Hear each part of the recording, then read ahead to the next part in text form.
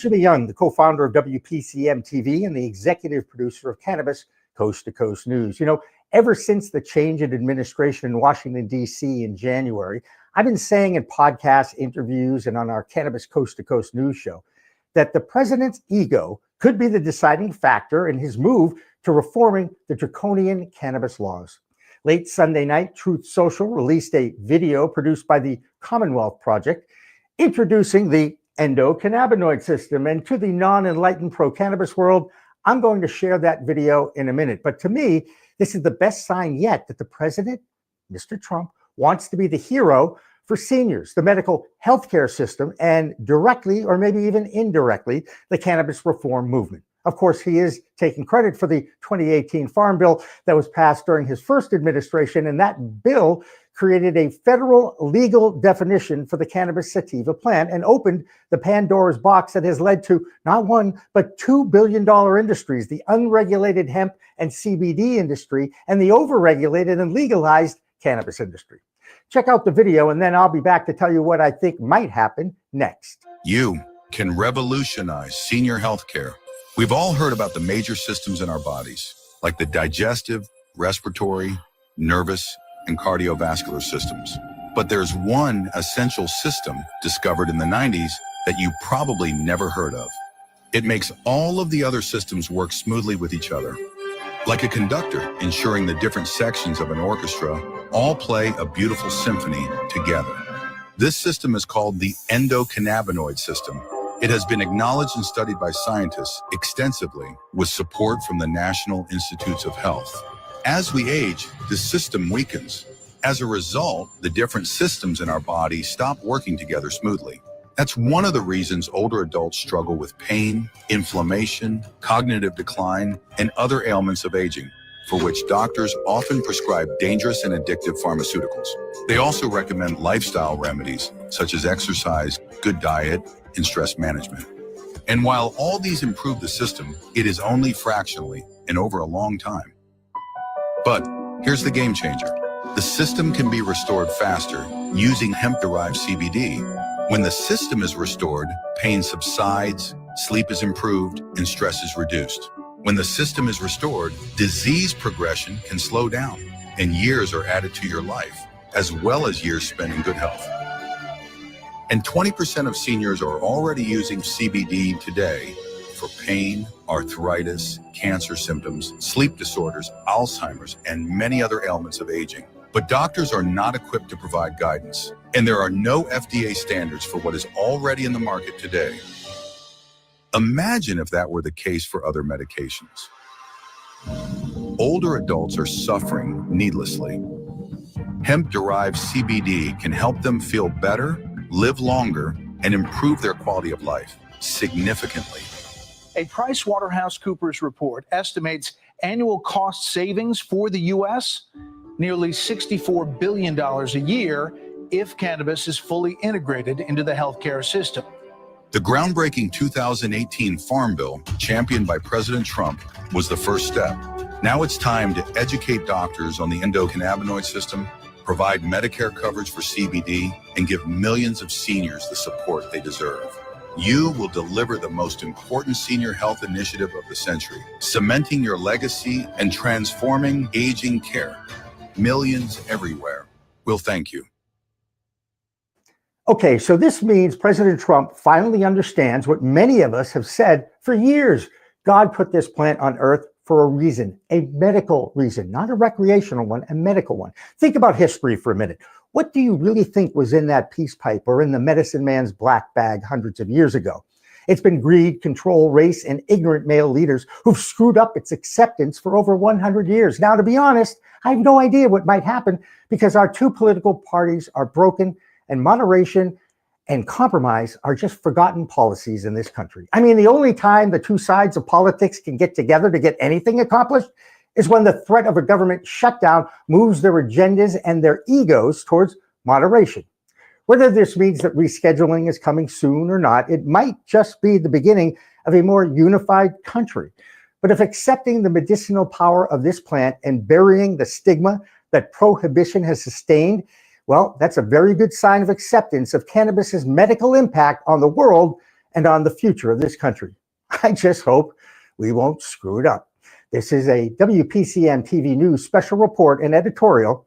I'm Jimmy Young.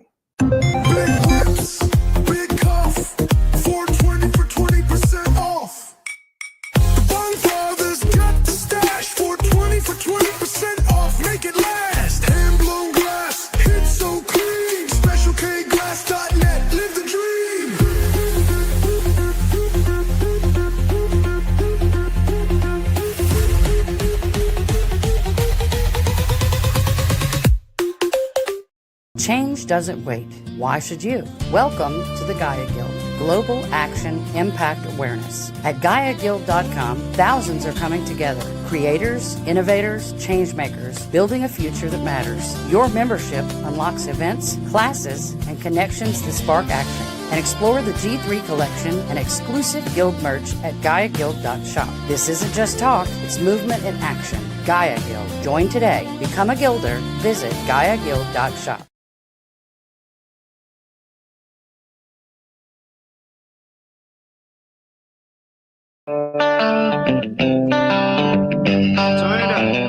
It's time for Sweet Home CannaBama, a show that'll answer all your questions, provide accurate information, and dispel the myths of cannabis. And have your specific questions answered by emailing Jennifer@CannaBama.com or text or call 343-0106. And now, for all things cannabis in Alabama, here's your host, Jennifer Boozer. Welcome to the show, everybody. You're listening to Sweet Home CannaBama. I'm Jennifer Boozer Stewart, your host, owner of the former CannaBama in downtown Mobile. Although we are not open, I think tomorrow will be 3 months since we closed the store. We are keeping the phone line active. That is 251-255-5155. If you have questions, if you're looking for a place to go to find the very limited amount of products still available in Alabama, I can give you recommendations. And that goes for just about every community in the state. There's somebody still trying to hold it down in most major cities, at least. Although every week we hear about more and more stores closing, despite Representative Witt's press tour denying that he's heard of any stores closing. Hopefully he's heard about it by now. But anyway, we are on Facebook, Instagram, X, LinkedIn, and YouTube tonight. And you can find us under Sweet Home CannaBama just about anywhere. Google it if you're not sure. But we are here on FM Talk 106.5 every Monday night at 7 o'clock for over 6 years, giving you all things cannabis in Alabama and around the country. So I want to say thank you to our newest sponsor, GaiaGuild.shop. If you have not checked out that website yet, that is GaiaGuild.shop, S-H-O-P. And they have product and merchandise available, memberships available. If you're in any way connected with the hemp industry, whether it be industrial applications, farming, processing, retail, advocacy work, all the things, hempcrete, insulation, fiber, all the things. You can visit GaiaGuild.shop and check that out. But the gummies that are available are the very same gummies that we used to sell at CannaBama. And Gaia Guild has those for sale. And part of those proceeds from the gummy sales will go directly to fund Sweet Home CannaBama. As you know, we used to fund it ourselves with the proceeds from the store, and we can no longer do that. So GaiaGuild.shop has graciously agreed to help us out. And we also have advertising packages available. If you would like to place a 30-second commercial ad or sponsor the show and get all of the promotion that we have through live radio and simultaneous live streaming on all of those social media platforms, you can find that information. It should be on the screen right now. If you're looking for that information, you can email me, JenniferBoozerStewart@gmail.com. And we have packages that will fit just about any budget, including campaigns. So check that out, and I'll get you in touch with Cecily to set that up. And we would love to be able to help you promote your business or organization while we promote the education of the cannabis and hemp industry here in Alabama and beyond. If you're watching from the live stream, I hope you got to see the video that we just played before the show started. It's a video that Donald Trump has actually put out, and it's talking about the benefits of CBD, especially for seniors. And it's almost like a fever dream for me to see a video that explains the endocannabinoid system and talks about the benefits, particularly, and I'm not sure why they only chose the benefits for seniors, but we do know that the 65 and over crowd will be out consuming millennials in the next few years. Older people are sick and tired of being sick and tired. They're tired of walking around with bags of pills and still, barely functioning and not being able to manage the side effects of those drugs, and their quality of life going down tremendously with joint pain and memory, brain fog, the ability to sleep, sore muscles, your organs and your immune system not being high functioning. There's lots and lots of things caused by everything in us, around us, and on us that is slowing the body down. And up until now, pharmaceutical meds are what they get. And we all know, I'm 47 and I've been put on so many drugs, it's not even funny. And thankfully am prescription free for 7 years now because of CBD. We talk about THC so much and all of this political stuff, trying to ban it and trying to control it and trying to, hoard it all for themselves and all the things. But I think CBD often gets lost in all that, because when we first became able to sell higher THC products, I think a lot of businesses were like, well, this makes a lot more money, we're going to just focus on that. And a lot of people stopped selling CBD products altogether. We never did that.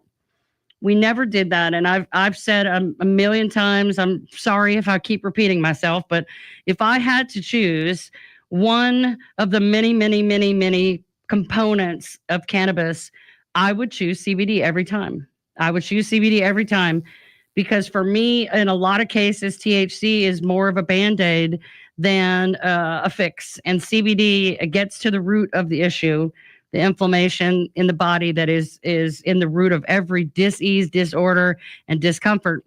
And it gets rid of the root of the problem. So why Band-Aid something when you can get rid of it altogether? And 9 times out of 10, a great high quality, full spectrum CBD product, meaning whole plant, high CBD, is enough of an answer for most people.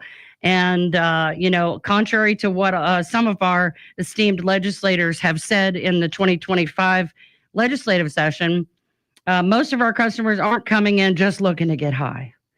Most of them are coming in to solve very serious and quality of life draining issues. A lot of people may not think that mental health issues and sleep and restlessness and brain fog are that big a deal, but they are. If you've ever had insomnia, because I had it for 14 years and slept through the night for the first time in 14 years after my first serving of CBD, and it was absolutely life-changing for me.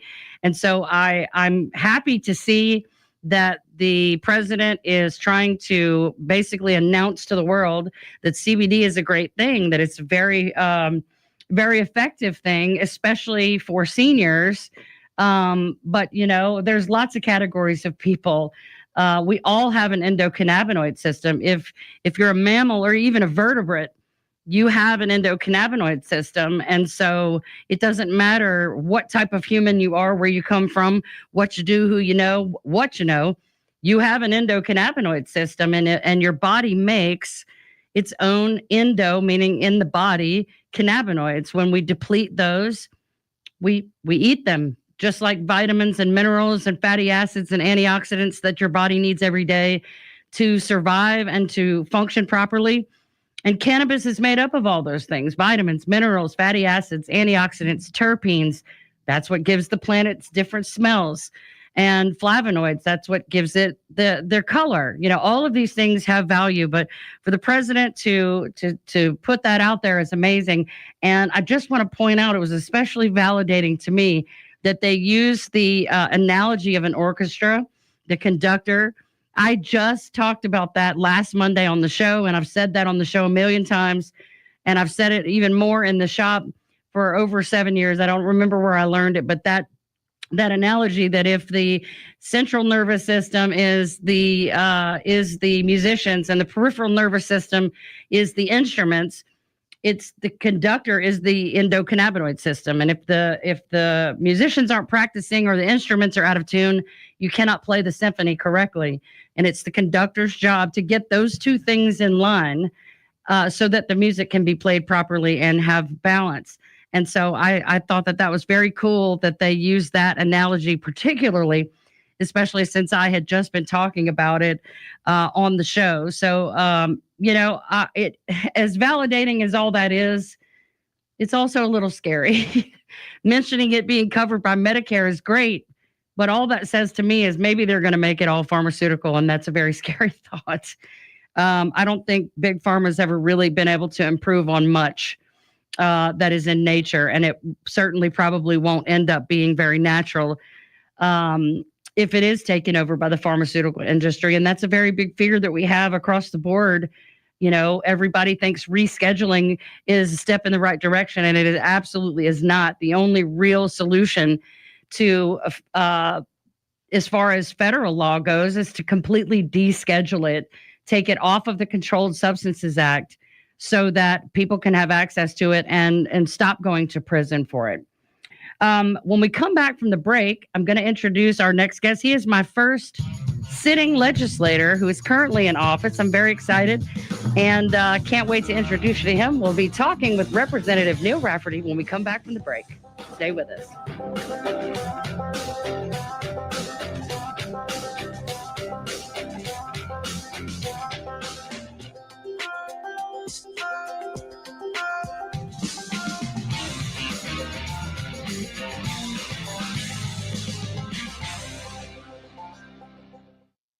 The Humble Hemp Shack has been your home for safely sourced hemp products since 2019. Now we are asking for your help. Alabama House Bill 445 was recently signed into law and will significantly impact Alabamians' right to safe, quality hemp products. This bill takes money from the hands of farmers and small business owners and puts it right back into the hands of dealers. You can help by supporting local hemp businesses and by donating to the legal fund found on thehumblehempshack.com, paid for by the Humble Hemp Shack, LLC.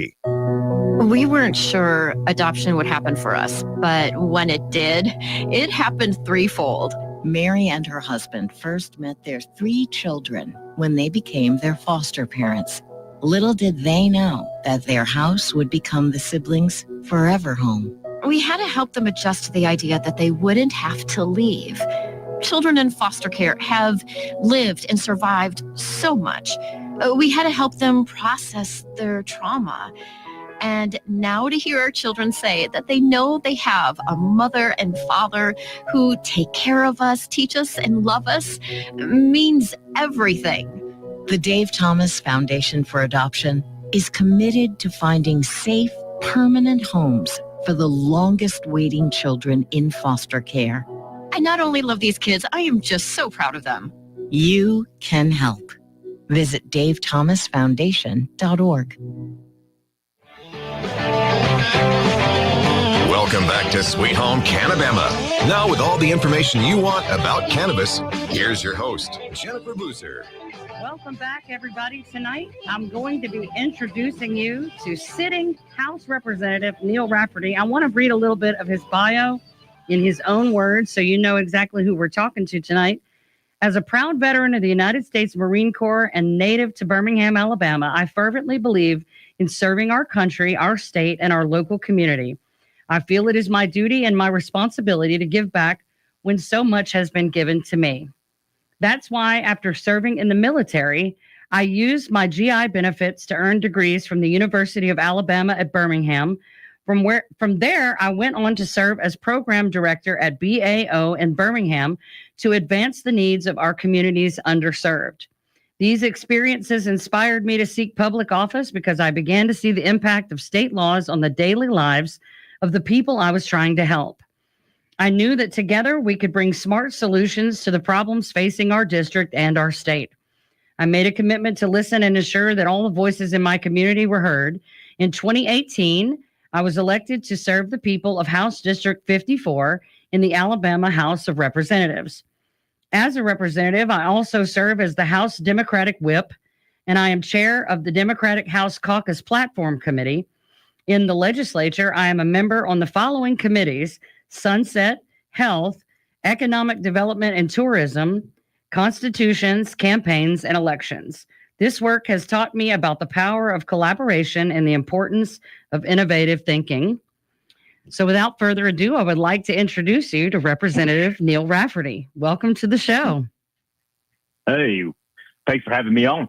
Yes, I'm very excited to talk to you. I have been working with Marty Shelper at the Alabama Cannabis Coalition for a long time, and you have been endorsed by the Alabama Cannabis Coalition and Republicans against marijuana prohibition. This will be your third time. So I have vicariously followed you and fallen in like with you.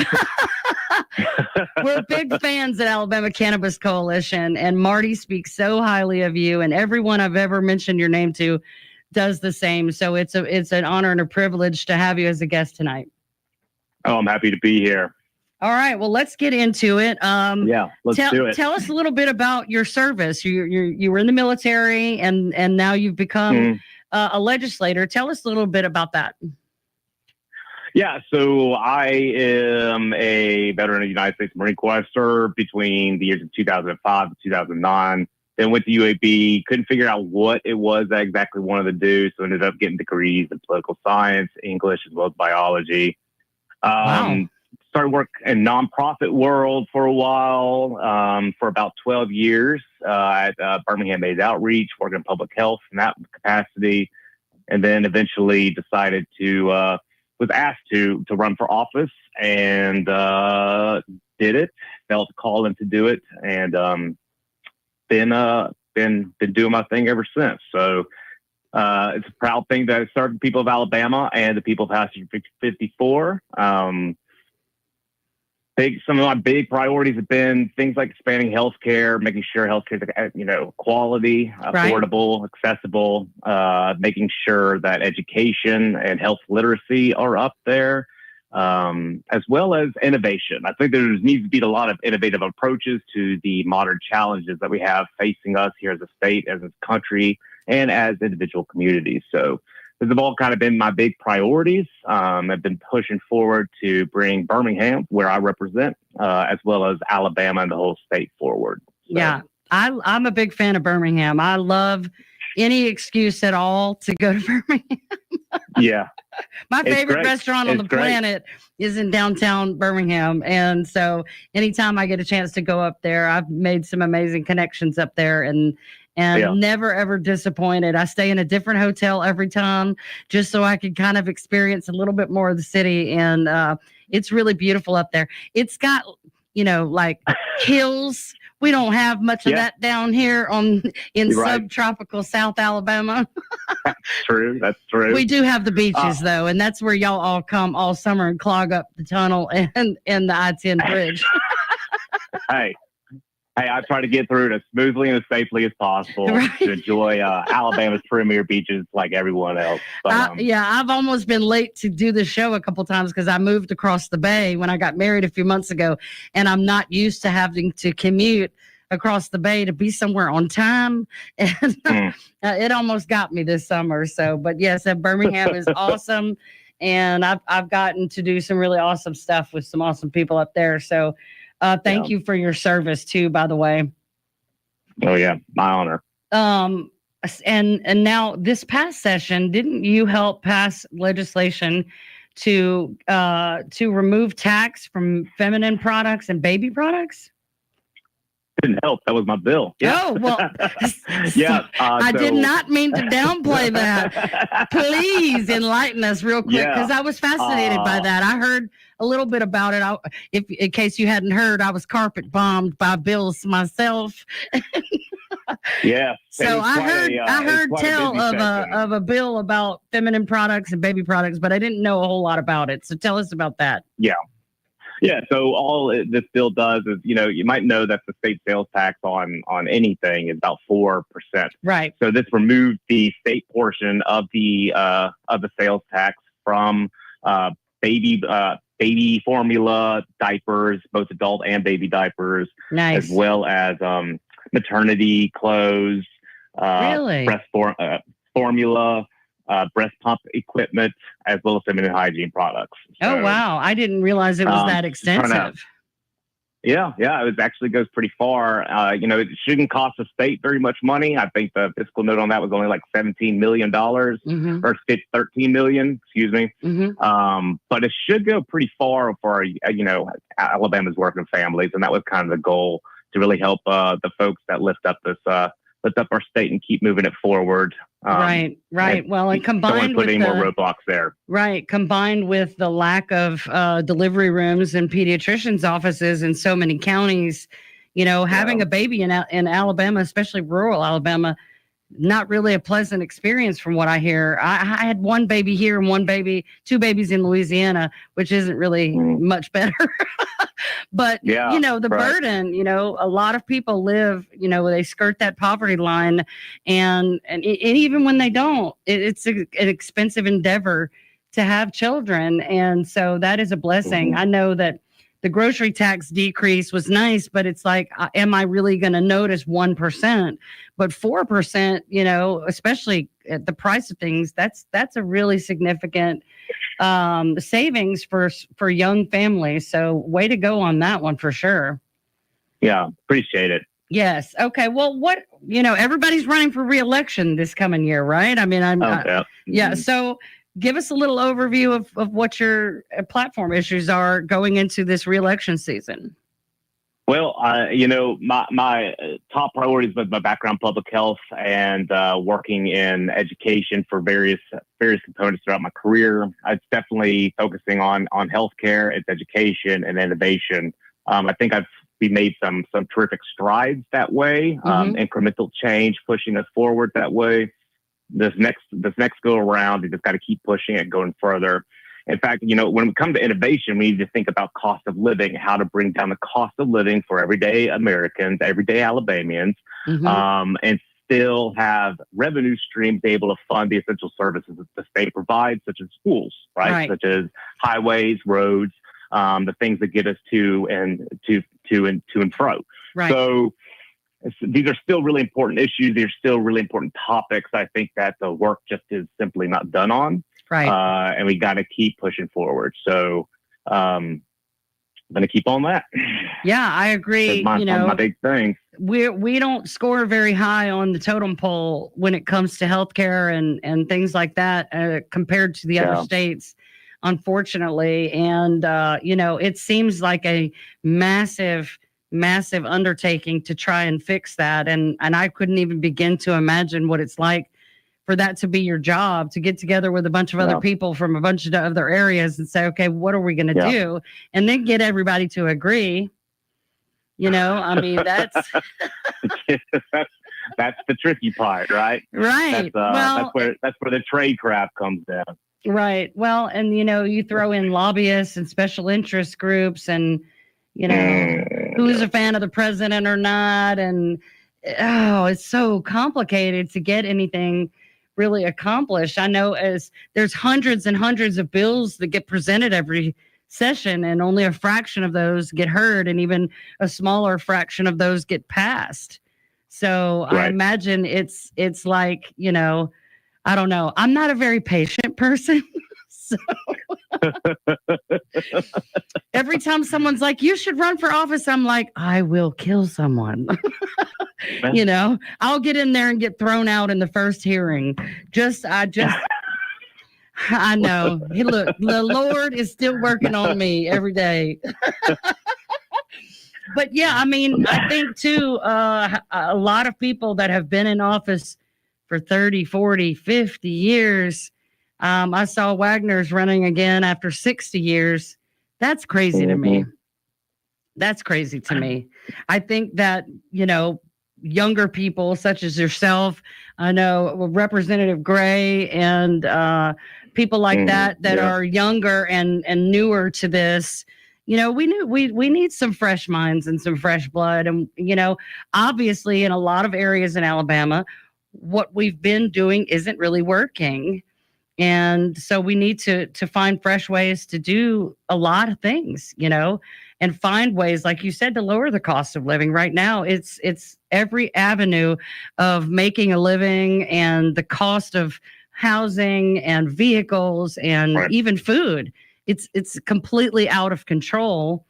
And, I'm especially akin to paying attention to those things now because I've been unemployed for 3 months and trying to figure out how do I make this little dollar stretch in a way I haven't had to do in my adult life before. And it sucks. Right. It really does suck to go, well, I can pay this or I can pay this. What do I do? When we come back from the break, we're going to speak more with Representative Neil Rafferty. Stay with us.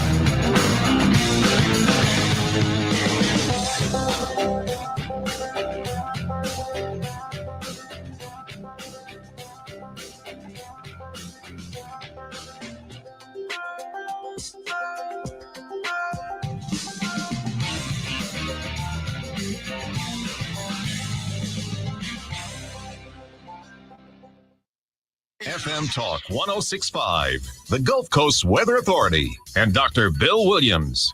The Gulf Coast to expect mostly clear skies tonight. Low temperatures will be in the upper 60s at daybreak. For Tuesday, sunny with highs around 90. And the outlook for Wednesday, mostly sunny with afternoon temperatures in the upper 80s. This is meteorologist Dr. Bill Williams for FM Talk 106.5. FM Talk 106.5, the Gulf Coast Weather Authority. I'm Roseanne Haven from WKRG News 5. Sports media legend Paul Feinbaum could be entering politics. During an interview, Feinbaum said he was strongly considering a run to represent Alabama in the U.S. Senate. If he does it, he'll enter a race that includes Attorney General Steve Marshall and Congressman Barry Moore to replace current Senator Tommy Tuberville. No injuries after a head-on collision involving a Mobile County public school bus. Police tell us a car crashed into the bus, smashing the front of it this afternoon at the intersection of Howells Ferry and Cody Roads. No children were on the bus. Don't expect to get coffee at the Starbucks on Airport Boulevard in front of Bel Air Mall in Mobile. It shut down Saturday after the company announced a wave of closures across the country. I'm Roseanne Haven from WKRG News 5. Local coverage you can count on. The Humble Hemp Shack has been your home for safely sourced hemp products since 2019. Now we are asking for your help. Alabama House Bill 445 was recently signed into law and will significantly impact Alabamians' right to safe, quality hemp products. This bill takes money from the hands of farmers and small business owners and puts it right back into the hands of dealers. You can help by supporting local hemp businesses and by donating to the legal fund found on thehumblehempshack.com, paid for by the Humble Hemp Shack, LLC. A dog? I'm not. I was born for a purpose, to bring you hope, to guide you out of darkness, to stand by you as you rediscover life. When past battles cloud your mind, I push them away. You tell me I'm your hero, just as you are mine. You hold me when you're afraid, whisper that I saved you. With me by your side, no challenge is too great, no night too dark. I'm your guide, your companion, your friend, your light. A dog? I'm not. With me, you see the world again. Discover hope at Dogs Inc. Visit us at dogsinc.org to learn more. Welcome back to Sweet Home CannaBama. Now, with all the information you want about cannabis, here's your host, Jennifer Boozer. Welcome back, everybody, to Sweet Home CannaBama. We're here every Monday night at 7 o'clock right here on FM Talk 106.5 and live streaming on YouTube, Facebook, Instagram, X, and LinkedIn. We're talking tonight with Representative Neil Rafferty from District 54, which is the Birmingham area. How do you feel? Let's get into the meat of why I asked you to be on the show. How did you feel about the passage of HB 445 in the 2025 legislative session? Were you in any of the committee hearings? I can't remember. It was kind of a mental block that I have now because it was such a bad experience. But did you get to hear any of that testimony that was given by Representative Witt or Senator Melson?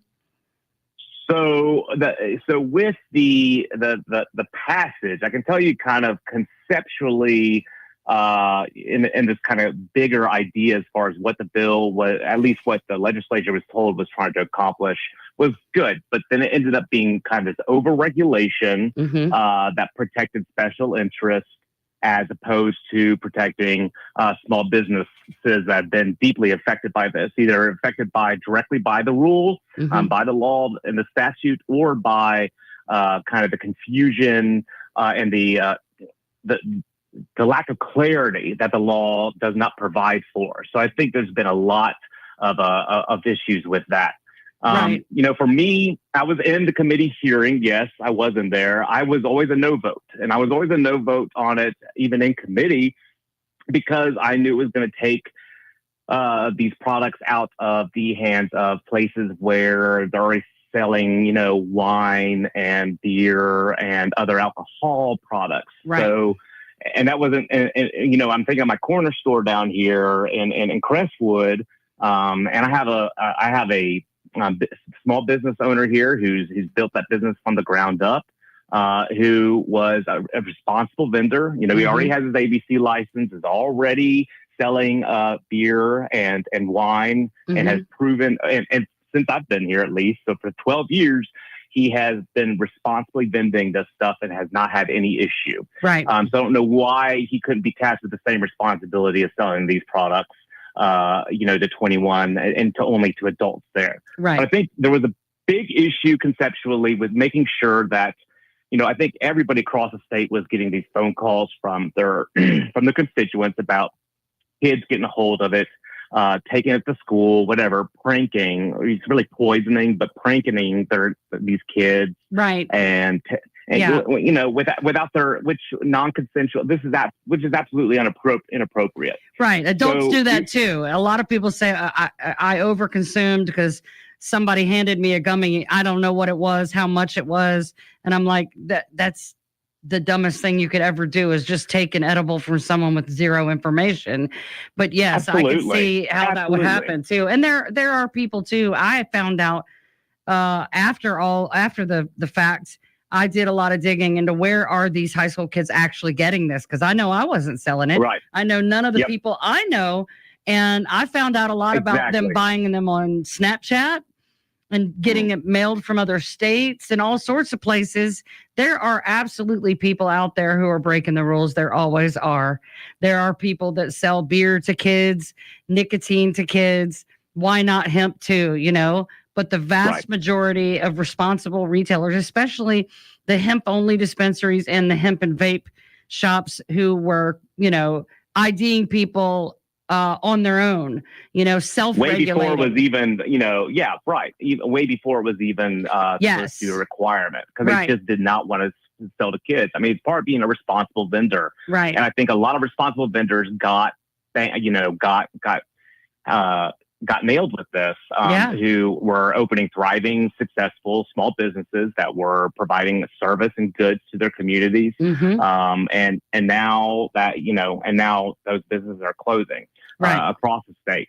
So I think I might have been one of the first, because we decided we were in court on June 30th trying to get a TRO. And when we did not get that, I had already started clearing out my shop, and I knew, and it was a Monday.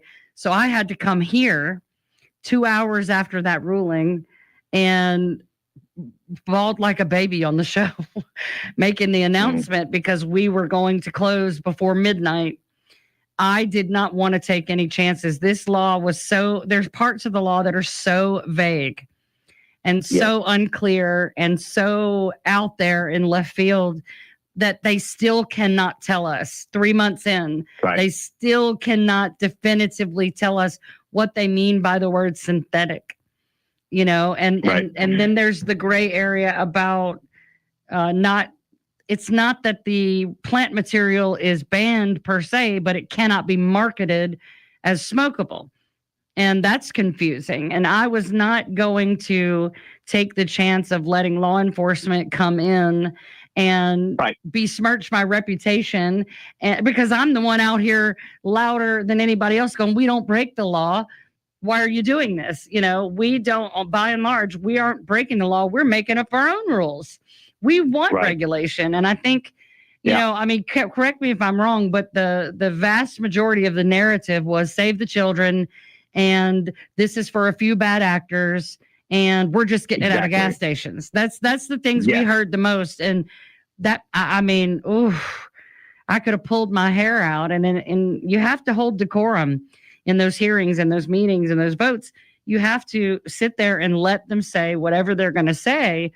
And unfortunately, because of the massive number of bills, and in my experience with these bills, they were being handed over after the hearing had already started, and they're expected to know what the bill even says.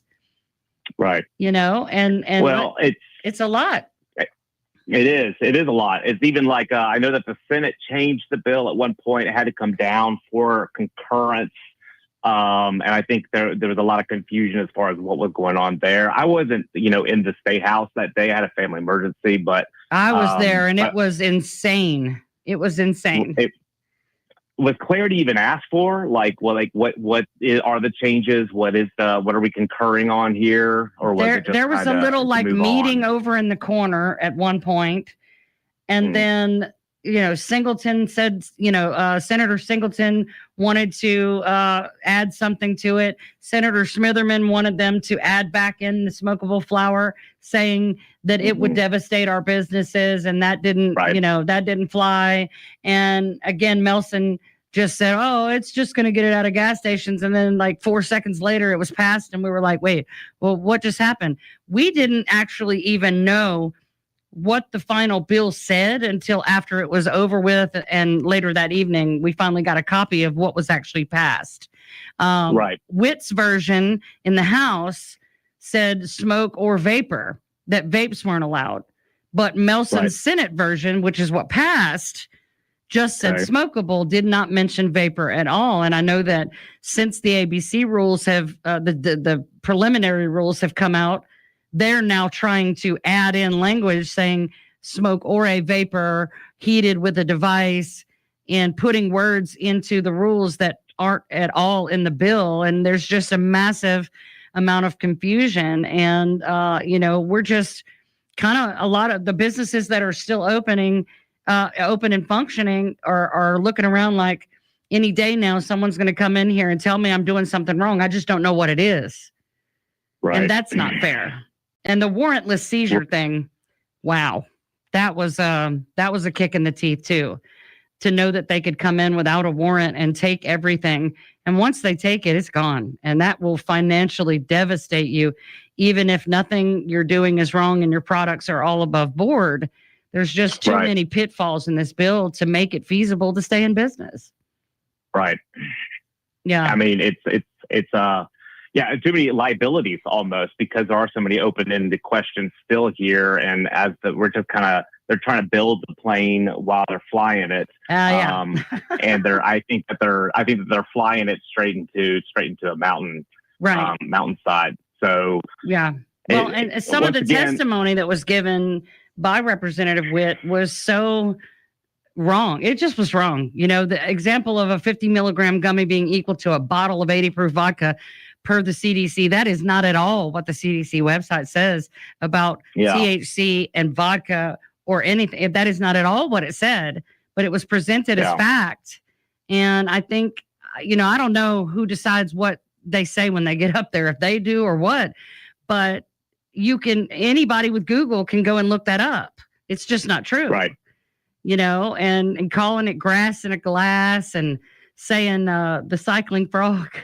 He said, well, I guess if you drink one of these, you might feel like a frog on a bicycle. And I'm just right. What is happening? Is this reality? Because this is our lives.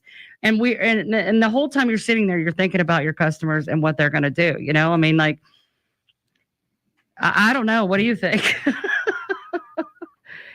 Well, I think we're in desperate need of some reform and desperate need of some clarity. So I think in reform matters, we definitely need to be making sure that we are talking about dosing, appropriate labeling, not marketing to kids, clear labeling showing that it does have THC in it. Right.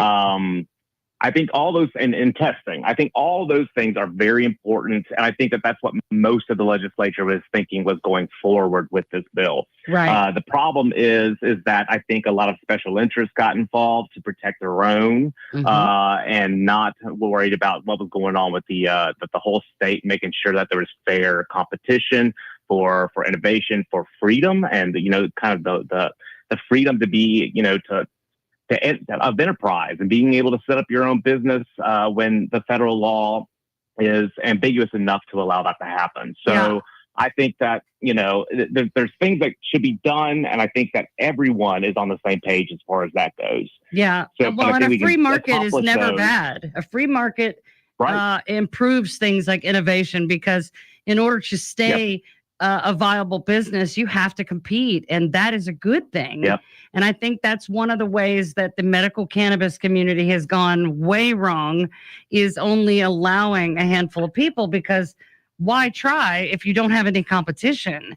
The competition is exactly why I know we have much higher quality products in the unregulated hemp industry than a lot of dispensaries in legal states do, because there is that level of competition and innovation and the freedom for anybody who has the time, the money, and the effort to get into it to really get in there and shine. And that's exactly what we've been doing. When we come back from the break, we're going to talk more with Representative Neil Rafferty about the hemp industry in Alabama.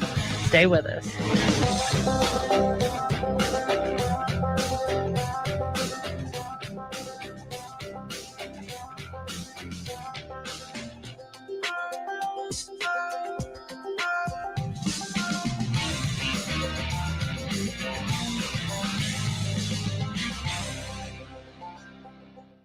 The Humble Hemp Shack has been your home for safely sourced hemp products since 2019. Now we are asking for your help. Alabama House Bill 445 was recently signed into law and will significantly impact Alabamians' right to safe, quality hemp products. This bill takes money from the hands of farmers and small business owners and puts it right back into the hands of dealers. You can help by supporting local hemp businesses and by donating to the legal fund found on thehumblehempshack.com, paid for by the Humble Hemp Shack, LLC.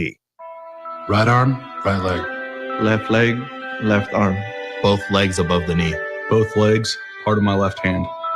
Lost both my legs in Iraq.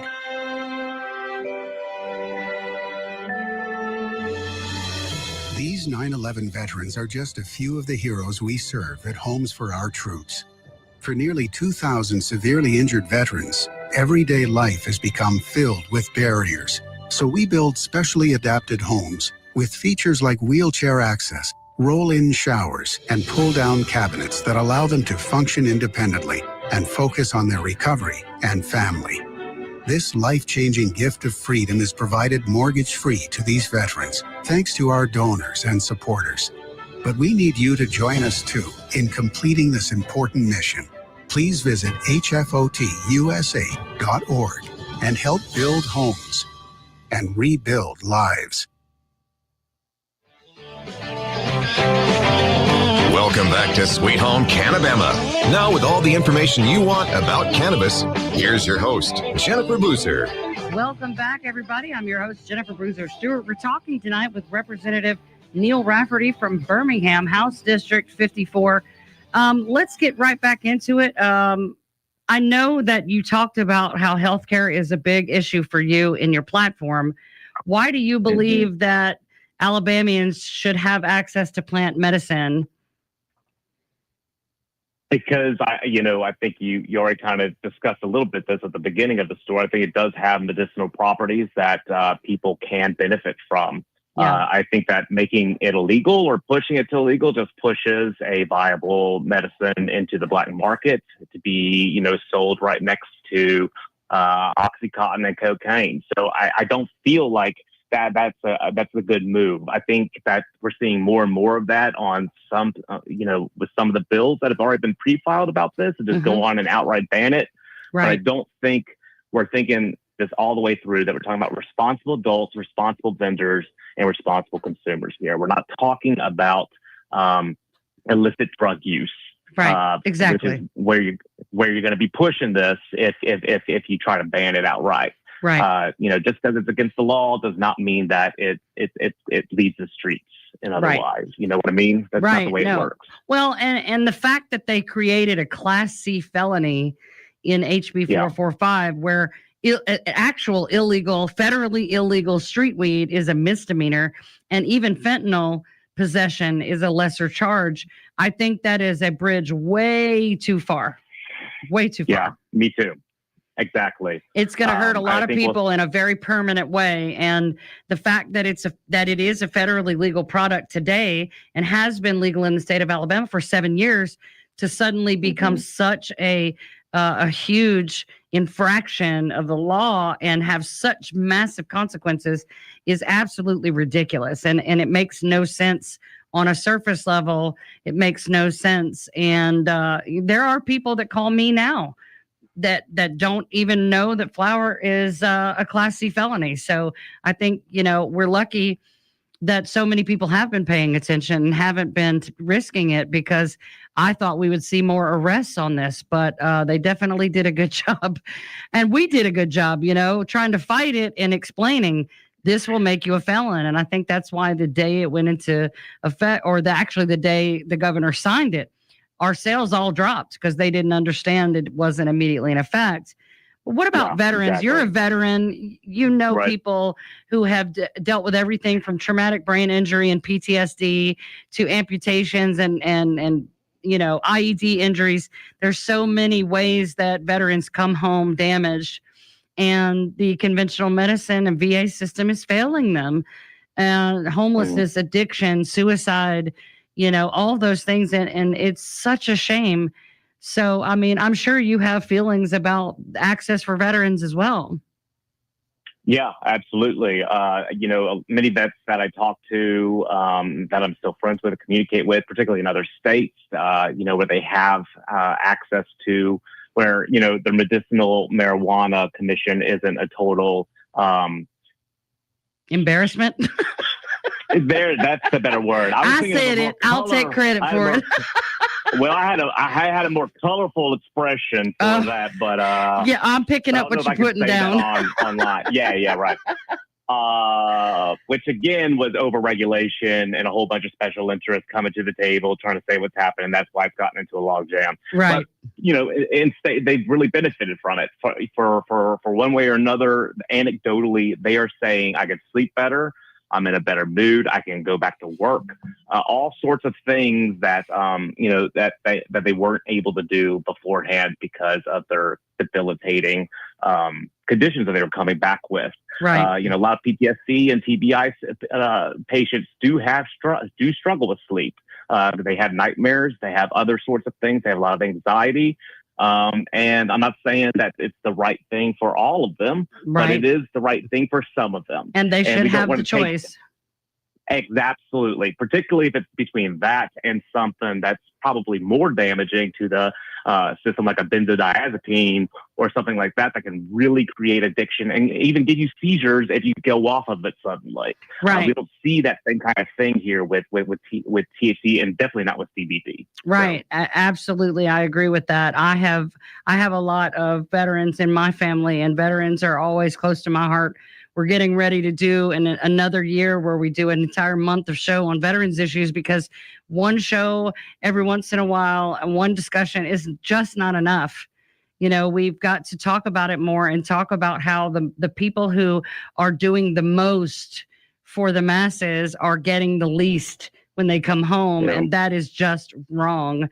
And we want to do something about that. And I'm lucky to know a ton of veterans within the industry, and they have found their calling, being able to grow the medicine that helps them and their brothers in arms. And it's a very beautiful relationship between the cannabis industry and the veteran community. And in states like Texas and Missouri, where they were able to avoid an all-out ban, it was largely due to the testimony of veterans. So I think that the veteran community will benefit. It's one of the micro communities that would benefit the most from having this product available. I know I had them in there every day, and now they don't know where to go. And I think that that's a shame. What would you like to see if we could take 445 and throw it out the window? What would you like to see happen with the regulation of hemp going forward? I would like to see that we just make sure that it's clearly marked on the product that it is THC product. You know, like if you've ever been to Colorado or anything along those lines, you've seen that they have clear packaging. It is absolutely evident exactly what you're buying and exactly what you're getting. Yes. And I would like to see something more along those lines where it's very responsible, regulated vending of the stuff to adults. Right. So an age gate, basically we call that an age gate. When you have to be 21 or older to enter the business or make a purchase from the business. And there are scanners that they use to scan people's IDs to make sure they're not fake IDs. Lots of ways you can use to keep this out of the hands of kids. Absolutely. And 445 just doesn't, that was the auspices of why why it was being passed and kind of pushed through. But that's not what the end result would be. So I would also like to see, consistent dosing just to make sure that folks know exactly what they're buying, exactly what to get. So, good, solid laboratory testing. These are things that the market, that the industry was already doing on its own. That responsible vendors were already doing. So it's pretty much just allowing for those responsible vendors that were already doing these things and not have to make enormous disruptive, practices to their business. But just make sure and doubling down on making sure that we're protecting kids and protecting the public by making sure they know exactly what they're getting when they're buying a product from one of your stores. Right. So, packaging and testing standards are at the forefront of any good regulation. I don't think there's anybody that would argue that those aren't top priority along with the age gate. And I also believe, as a retailer who has never had to have a specialty license, I think we should definitely have a retailer's license and a fee, because at the end of the day, when bad actors can be blamed, but nobody knows who they are, that's not okay with me, because then the whole class gets punished for one kid's, misbehavior, and that's not fair. And that's it was said a bunch of times, we're going to do this for the few bad actors. Well, the few bad actors are going to keep doing what they do because criminals don't follow laws. The ones who were being punished are the consumers and the businesses who were above board. So I think, and the milligram caps, again, that was meant to make it only for people who really, really need it. Well, guess what? The dosage is so low that those are only good for recreational usage, and the exact opposite of what I think was sold to you guys who were voting in order to pass that. So, the rest of it, is arbitrary. But age gate, packaging standards, testing standards, and licensing, so we know who all the actors are, good or bad. And when someone breaks those rules, we know who, they can find them. They can take their license, shut down their business. Before we close, and thank you so much for being here tonight and for helping me hash this out. Where can we find you to support your campaign, learn more about what you are doing in the legislature? Yeah, so reprafferty.com is my website. Feel free to go visit that. Have a little look around. I'm also on social media as just at Rep Rafferty, so you can find me on there as well.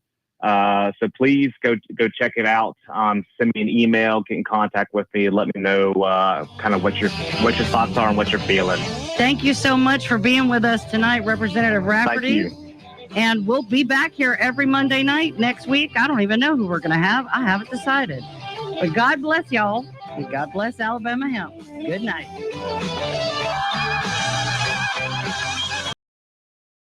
Big rips, big cuff, 420 for 20% off. The Bun Brothers got the stash, 420 for 20% off. Make it last. Hand blown glass, hits so clean. SpecialKglass.net, live the dream.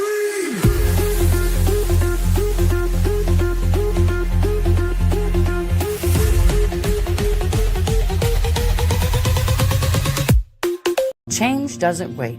Why should you? Welcome to the Gaia Guild, Global Action Impact Awareness. At GaiaGuild.com, thousands are coming together. Creators, innovators, change makers, building a future that matters. Your membership unlocks events, classes, and connections to spark action. And explore the G3 collection and exclusive guild merch at GaiaGuild.shop. This isn't just talk, it's movement in action. Gaia Guild. Join today. Become a guilder. Visit GaiaGuild.shop.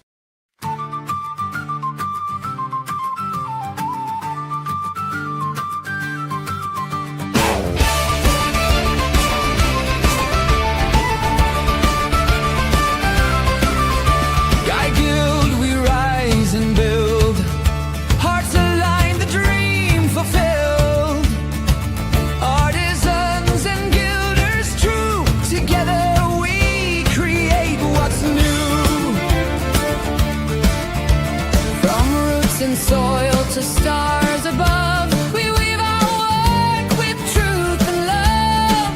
Brilliant minds, the hands that care, co-creations everywhere. Study global action, we take our stand to impact strong across the land. Time's awareness growing, hearts revealed. We are one. The Gaia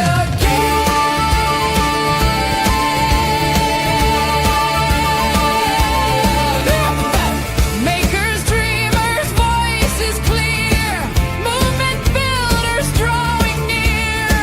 Every craft, each gifted hand shapes the future, heals the land.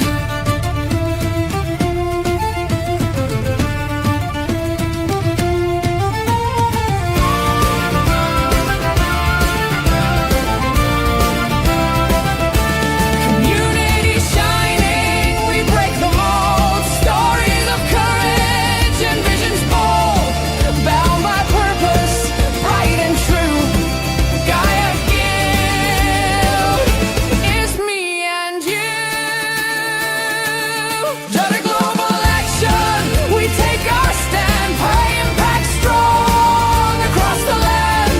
Into awareness growing, hearts revealed. We are one. The Gaia Guild.